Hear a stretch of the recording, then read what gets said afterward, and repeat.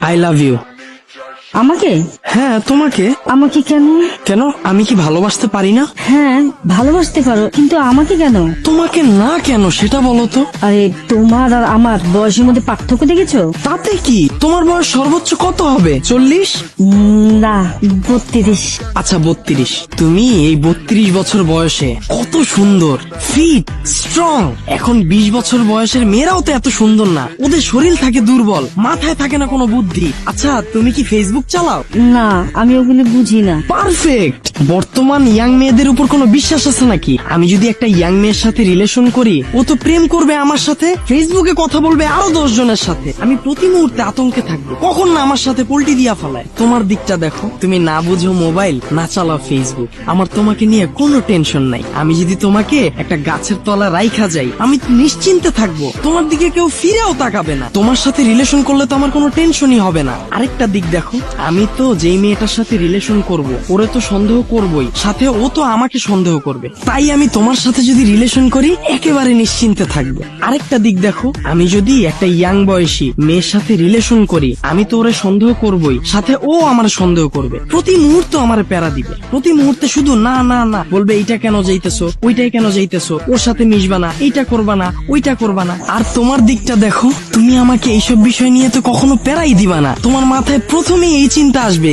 এই ইয়াং ছেলেটা যে আমাকে ভালোবাসে, এইটাই তো অনেক বেশি। এর উপর আমি যদি ওরে প্যারা দেই, বিভিন্ন জিনিসে বাধা দেই, ও তো আমার ছেড়ে চলে যাবে। পরে আরেকটা ইয়াং ছেলে কই পাবো আমি? আমি যদি তোমার সাথে রিলেশন করি, আমার তো ভবিষ্যৎ উজ্জ্বল। আর আমি যদি একটা ইয়াং বয়সী মেয়ের সাথে রিলেশন করি, ওরে সময় দিতে দিতেই তো আমার ক্যারিয়ারটা নষ্ট হয়ে যাবে। আর বর্তমান যুগের মেয়েদের মন খালি ছটফট করে, 2 দিন পর পর বলে আমি ওই রেস্টুরেন্টে যাব, ওই পার্কে যাব, এদিকে যাব, ওদিকে যাব। আমি ওরে সত্যি তো আমার পড়াশোনায় মনোযোগ দিতে পারবো না, আর তখন আমার ভবিষ্যৎটা অন্ধকার হয়ে যাবে। আর যখন টাকা না থাকবে আমার কাছে, তখন কি হবে? একটা সময় পরে ও আমার কাছে টাকা না পায়া একটা বড় লোক, টাকাওয়ালা, ভুরিওয়ালা, বুড়া লোককে বিয়া করে ফেলবে, শুধুমাত্র এই টাকার জন্য। আর তোমার দিকটা দেখো, তোমার বয়স হয়ে গেছে, তুমি জীবনে অনেক কিছু দেখছো, তোমার আর কিচ্ছু দেখার বাকি নাই। এত কিছু দেখতে দেখতে এখন তোমার মাজায় ব্যথা, হাঁটুতে ব্যথা। এখন তোমার একটু শান্তির দরকার। তোমার এখন কি দরকার? একটা বয়ফ্রেন্ডকে নিয়ে গাছের নিচে বসবা, জীবনের সব দুঃখ কষ্ট শেয়ার করবে। তাতে কি হবে? আমার আর কোনো খরচও হবে না, আর তোমাকে অল্প সময় দিলেই তুমি খুশি হবা। আর এদিকে